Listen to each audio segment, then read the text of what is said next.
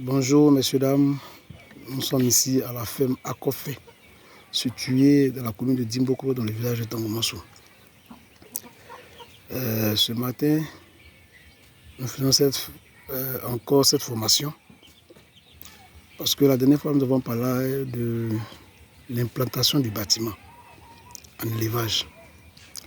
Aujourd'hui, nous allons parler de la désinfection parce qu'on s'est dit que du moment où tu as fini de construire ton bâtiment, il faut désinfecter le bâtiment. Il faut d'abord laver le bâtiment, ensuite désinfecter le bâtiment avant de faire la poussonnière et faire venir les poussins. Donc, ce matin, nous allons en parler longuement. Moi, c'est 100%. Vous pouvez nous contacter au 2x07 75 88 87 pour des conseils à l'usage ou l'élevage de volailles surtout. Parce que c'est dans ce domaine que nous, on excelle. Nous allons parler de la désinfection. D'abord, le lavage du bâtiment. Quand vous avez fini de construire votre bâtiment, que vous voyez que le bâtiment est bien construit, bien bâti, par rapport aux conseils que nous avons donnés dans la première vidéo, il vous faut maintenant laver le bâtiment. Pour laver le bâtiment, normalement, nous allons utiliser ce que vous savez, les détergents que vous savez sur le marché. Nous n'allons pas donner de nom de société ici pour éviter la publicité. Vous prenez si vous voulez les savons, les poudres de savon qu'on connaît en sachet, il y a des gros sachets. Vous prenez du javel. Vous mettez le savon dans de l'eau. Ou bien vous mettez la poudre du savon, vous versez dans le bâtiment sur le sol. Puis vous versez de l'eau dessus.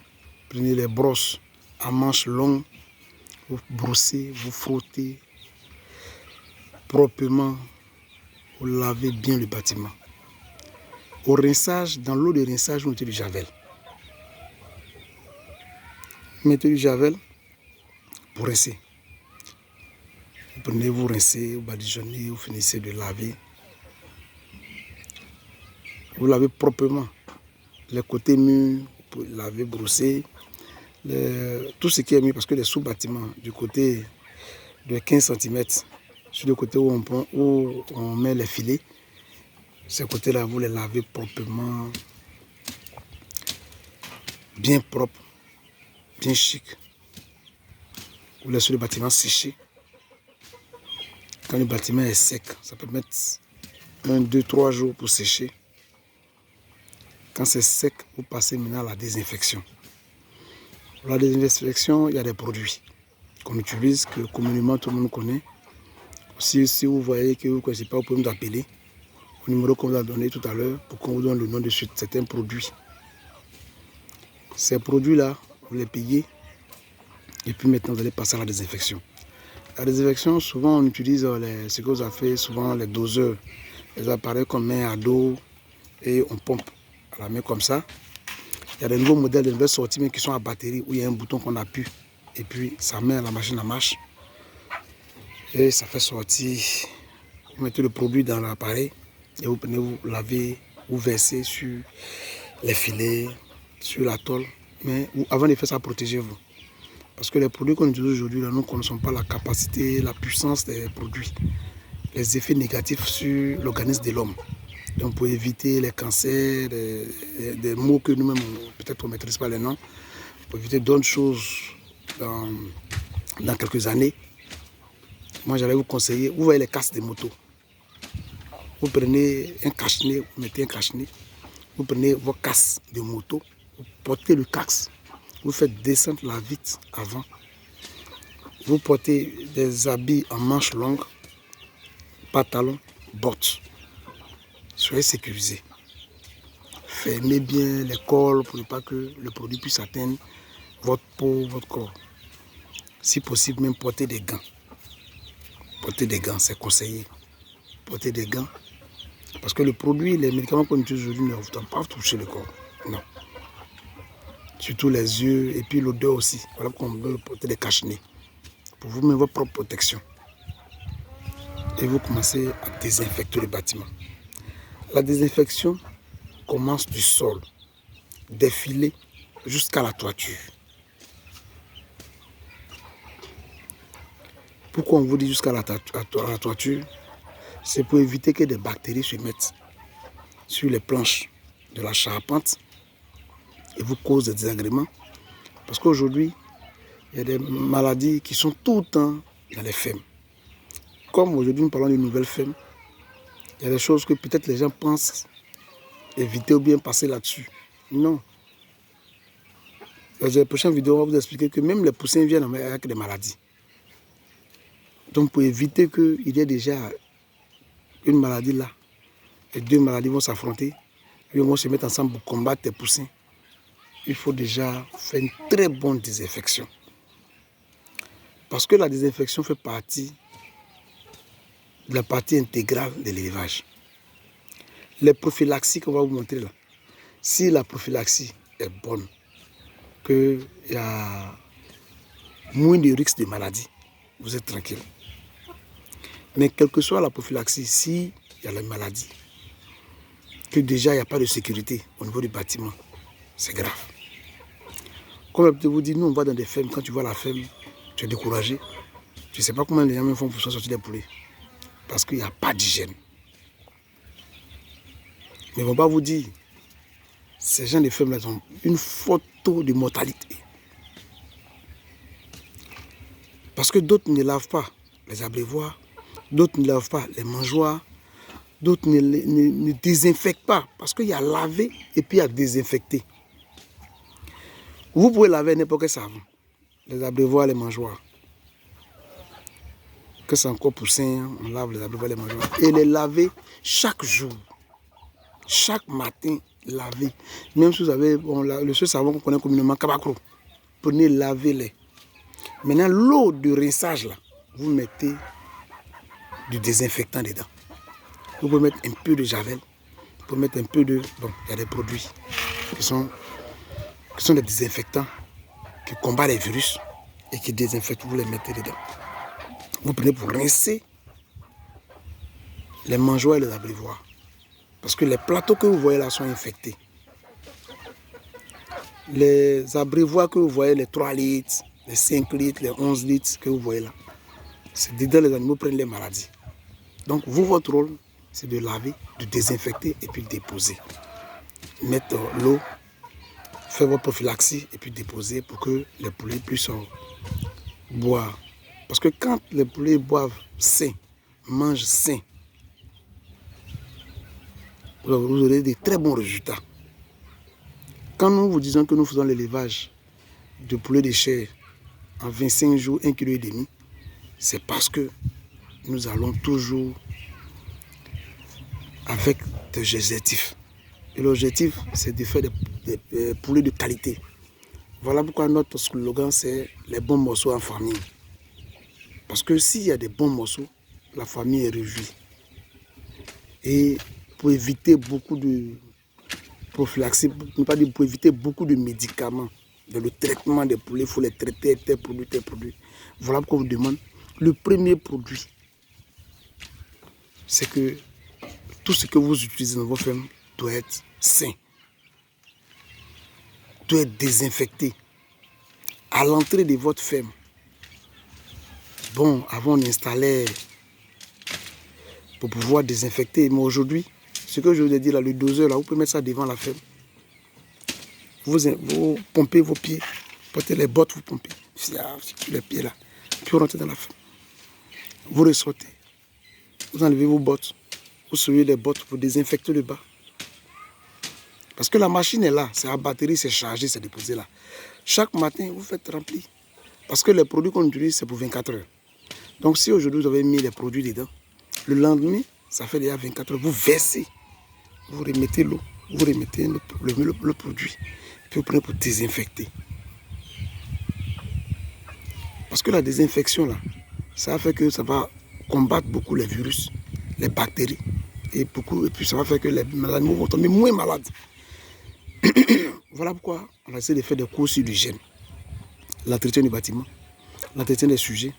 Celui qui rentre dans la ferme, il faut que vous trouviez soit une tenue, et cette tenue doit être portée soit 2 jours, au maximum 3 jours dans la semaine. Sinon, 2 tenues, un lundi, mardi. Il porte l'autre jeudi, vendredi. Sinon, 2 jours. Ça fait à peu près 6 jours dans la semaine. Parce que je sais que forcément, le 7e jour, notre volailler va se reposer. Donc ici, il a au moins 3 tenues, c'est bon. Parce que même les tenues peuvent porter des virus, peuvent porter des bactéries. Donc évitons la saleté. Évitons aussi les visites dans les fermes. Parce qu'on a des fermes où on est là, non, mon ami là vient, je reçois tel ami. Non. Parce que tu ne sais pas avec quoi il vient. Il y a beaucoup de choses. Il y a des risques. Les risques, c'est les maladies. Surtout les vendeurs de poulets, les commerçants de poulets. Ils ne font que faire les tours des fermes pour payer les poulets. Faites très attention à cela. Parce qu'ils parlent dans la ferme de X, la ferme de Y, la même journée. La ferme de Z, la ferme de A, B. Il ne fait que tourner dans les fermes pour ramasser les poulets, les volailles si vous voulez. Mais cette personne-là, s'il a dans telle ferme qui a une maladie, il vient transmettre. Donc vous allez voir que vous ne savez pas qui a fait le tour et qui a donné les maladies à toutes ces fermes en même temps. C'est le commerçant de poulets. Donc faites très attention à ces personnes-là. S'ils viennent, vous les faites passer soit derrière le filet tranquillement, vous les désinfectez et puis vous leur dites de faire leur choix et vous payez leur poulet avec eux. Si possible, même demandez-lui d'abord s'il est sorti, aller quelque part ou bien s'il va aller quelque part. Ou bien, si vous voulez, vous lui dites de venir matin très tôt de bonne heure. Parce que là, au moins, peut-être qu'il y a un risque qui n'est pas encore passé ailleurs. Pour venir faire les achats dans votre ferme. Parce que tout ça, ça concourt à la propriété de la ferme. Aussi, le volailler doit de temps en temps rendre la ferme propre. Quand on dit la ferme propre, c'est nettoyer autour des bâtiments. Nettoyer là où lui-même il dort. Balayer dans la cour, il y a la ferme. Il faut que quelqu'un vienne dans la ferme, il soit heureux d'être dans votre ferme.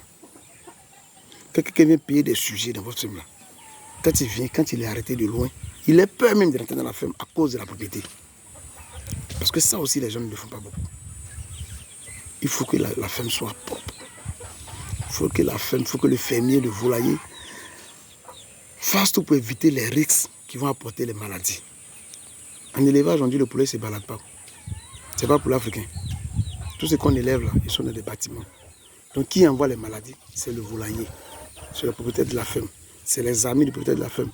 C'est les amis du volailler. C'est tous ceux qui sont autour, qui concourent autour de la ferme, qui envoient les maladies. Donc pour éviter ça, il y a des comportements qu'il faut arrêter. Beaucoup de comportements. Interdire les gens de rentrer derrière les volailles.